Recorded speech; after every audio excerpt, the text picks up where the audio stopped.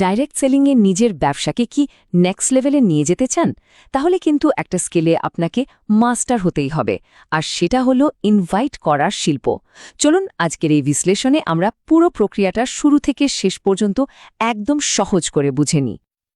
আচ্ছা, আপনার বিজনেসটা কি এমন একটা জায়গায় এসে থেমে গেছে যে মনে হচ্ছে আর এগোচ্ছে না? যদি উত্তরটা হ্যাঁ হয়, তাহলে এই আলোচনাটা কিন্তু বিশেষভাবে আপনারই জন্য, কারণ আমরা ঠিক সেই মূল সমস্যাটা নিয়েই কথা বলবো, যা অনেককে আটকে রাখে, আর এর সমাধানটাও খুঁজে বের করব। এই যে আটকে যাওয়ার এর কারণ আর সমাধান কিন্তু একটাই, আর সেটা লুকিয়ে আছে মাত্র একটা স্কিলে, আর সেটা হলো ঠিকঠাকভাবে ইনভাইট করার কৌশল। দেখুন, নতুন মানুষের সাপ্লাই ছাড়া যে কোনো ব্যবসায়ী তো থেমে যায়, তাই না? আর ইনভাইট হলো সেই সাপ্লাই তৈরির প্রথম দরজা। তাহলে চলুন দেখে নেওয়া যাক আজকে আমরা কি কি বিষয় নিয়ে কথা বলবো। আমরা একদম শুরু থেকে মানে ইনভাইট জিনিসটা কি সেটা দিয়ে শুরু করব। তারপর জানব এটা কেন এত জরুরি, কিভাবে একটা দারুণ প্রসপেক্ট লিস্ট বানাতে হয়, সেখান থেকে সঠিক মানুষ কিভাবে বাঁচতে হয়, আর সব শেষে কিছু একেবারে অব্যর্থ কৌশল আর সঠিক মানসিকতা নিয়ে আমাদের আলোচনা শেষ করব। চলুন শুরু করা যাক। সবার আগে ইনভাইট শব্দটার আসল মানেটা একটু পরিষ্কার করে নি, তাই না? বাংলায় কিন্তু আমরা দুটো শব্দ ব্যবহার করি, একটা হলো নিমন্ত্রণ আর অন্যটা আমন্ত্রণ। এই বিজনেসের ক্ষেত্রে আমরা কোনটা ব্যবহার করব আর কেন, এটা জানা কিন্তু ভীষণ জরুরি। দেখুন, এই পার্থক্যটা বোঝা কিন্তু খুবই জরুরি। নিমন্ত্রণ আমরা কখন করি? কোনো সামাজিক অনুষ্ঠানে, যেমন ধরুন বিয়ে বা পার্টিতে। এর উদ্দেশ্য হল একসঙ্গে মজা করা, আনন্দ করা। কিন্তু আমন্ত্রণ হল কোনো একটা বড় উদ্দেশ্যে একসাথে কাজ করার জন্য ডাকা, যেমন একটা স্কুল বানানো বা একটা ব্যবসা দাঁড় করানো। আমাদের এই ব্যবসায় আমরা কিন্তু মানুষকে কোনো মূল্যবান জিনিস একসাথে তৈরি করার জন্য আমন্ত্রণ জানাই। তো প্রশ্ন হলো, আমরা কেন ইনভাইট করব? এই কেন এর উত্তরটা যদি পরিষ্কার থাকে না, তাহলে এইটাই কিন্তু আপনার সফলতার আসল ফিউয়েল বা জ্বালানি হিসেবে কাজ করবে। যখন আপনার কাজের পেছনের উদ্দেশ্যটা একদম পরিষ্কার থাকবে, তখন দেখবেন কোনো বাধাই আপনাকে থামাতে পারবে না। আসলে ইনভাইট করার পেছনে এমন 5টা শক্তিশালী কারণ আছে যা এই কাজটাকে আর শুধু কাজ রাখে না, এটাকে একটা দারুণ সুযোগে পরিণত করে।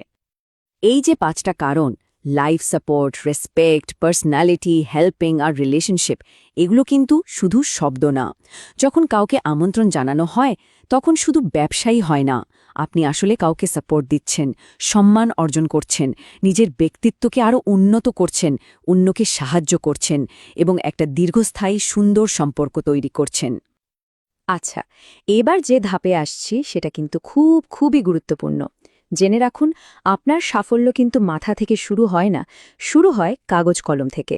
একটা গোছানো প্রসপেক্ট লিস্টই হলো আপনার ইনভাইট করার কৌশলের আসল ভিত্তি। প্রসেসটা কিন্তু একদম সহজ, কিন্তু এটা ছাড়া চলবেই না। একটা খাতা আর কলম নিন, টার্গেট করুন কমপক্ষে 100টা নাম লিস্টে তুলবেন। আর সবচেয়ে জরুরি বিষয় হলো, লিস্ট বানানোর সময় একদম ভাববেন না যে কে কাজটা করবে বা কে করবে না। শুধু নাম, ঠিকানা আর কন্ট্যাক্ট নাম্বার দিয়ে লিস্টটা সাজিয়ে ফেলুন।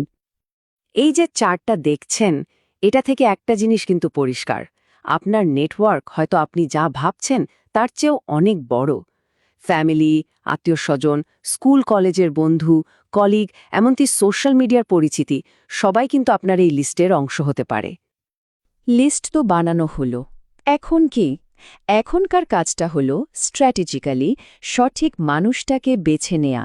মানে সবাইকে একসাথে ইনভাইট না করে কাদেরকে আগে ডাকবেন সেটা ঠিক করা। এতে আপনার সময় আর এনার্জি দুটোই বাঁচবে। এই স্লাইডটা দেখুন, এক নজরে পুরো ব্যাপারটা পরিষ্কার হয়ে যাবে। কাদেরকে প্রায়োরিটি দেবেন?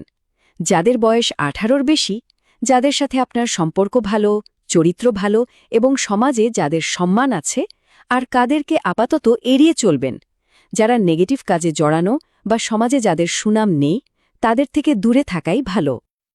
তো এতক্ষণ তো আমরা প্রস্তুতি নিয়ে কথা বললাম, এবার আসা যাক আসল খেলায়, মানে ইনভাইটটা ঠিক কিভাবে করতে হবে।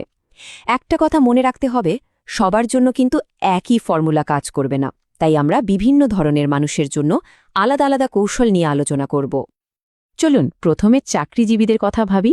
তাদের মেইন সমস্যা দুটো কি বলুন তো? হ্যাঁ, সময় আর টাকা। তাদের কাছে হয়তো যথেষ্ট সময় নেই, আবার অনেকেরই মাস শেষে বেতনের টাকায় সব প্রয়োজন মেটানো কঠিন হয়ে যায়। এই স্ক্রিপ্টটা দেখুন, এটা তাদের জন্য ম্যাজিকের মতো কাজ করতে পারে। এটা একদম ছোট, সোজাসাপটা আর একটা নির্দিষ্ট সময়ের কথা বলে কৌতূহল তৈরি করে। আপনি যখন তার পরিশ্রমে প্রশংসা করে একটা সমাধানের কথা বলবেন, তখন যে কোনো ব্যস্ত মানুষও আপনার কথায় মনোযোগ দেবে। এবার ভাবুন স্টুডেন্টদের কথা, যারা 18+, তাদের মধ্যে পড়াশোনার পাশাপাশি নিজের পায়ে দাঁড়ানোর একটা তাগিদ কাজ করে, একটা আয়ের উৎস দরকার হয়।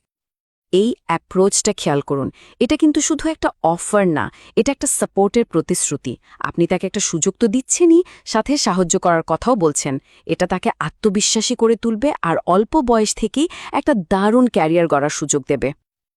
ব্যবসায়ীদের কথা যদি বলি, তাদের হয়তো টাকার অভাব নেই, কিন্তু একটা জিনিসের খুব অভাব, আর সেটা হলো সময়ের স্বাধীনতা। তারা যদি দোকান বা ব্যবসা বন্ধ রাখেন, তাহলে তাদের আয়ও বন্ধ হয়ে যায়। এই প্রশ্নটা খেয়াল করুন, এটা কিন্তু যে কোনো ব্যবসায়ীকে এক মুহূর্তের জন্য হলেও থামিয়ে দেবে, ভাবতে বাধ্য করবে। এটা তাদের বর্তমান বিজনেস মডেলের দুর্বলতাটা চোখে আঙুল দিয়ে দেখিয়ে দেয় আর এমন একটা সিস্টেমের দিকে আগ্রহী করে তোলে যেটা তার অনুপস্থিতিতেও ইনকাম জেনারেট করতে পারে। শুধু কৌশল বা টেকনিক জানলেই কিন্তু হবে না। আসল সাফল্যটা আসে সঠিক মানসিকতা থেকে। ধৈর্য, নিয়মিত প্র্যাকটিস আর লেগে থাকার মানসিকতা ছাড়া কোনো বড় সাফল্যই কিন্তু সম্ভব না। সেরা টেকনিক আপনাকে হয়তো অর্ধেক রাস্তা নিয়ে যাবে, কিন্তু বাকিটা হলো আপনার মাইন্ডসেট। কেউ না বললে একদম ভেঙে পড়বেন না। নিজে বলার চেয়ে সামনের মানুষটার কথা বেশি করে শুনুন, তার আসল সমস্যাটা বোঝার চেষ্টা করুন। অবশ্যই 24 ঘন্টার মধ্যে ফলো আপ করুন, আর সবচেয়ে বড় কথা হলো একটানা প্র্যাকটিস চালিয়ে যান। একটা কথা সবসময় মনে রাখতে হবে, ইনভাইট করাটা কিন্তু কোনো জন্মগত প্রতিভা না, এটা একটা স্কিল। আর যে কোনো স্কিলেই শুধুমাত্র প্র্যাকটিসের মাধ্যমেই নিখুঁত হয়। আপনি যত বেশি ইনভাইট করবেন, তত বেশি দক্ষ হয়ে উঠবেন। তো এই পুরো আলোচনার পর প্রথম কোন নামটা লিস্টে যোগ করা যায়? আর দেরি কেন, চলুন আজই কাগজ কলম নিয়ে সাফল্যের দিকে প্রথম ধাপটা নেওয়া যাক।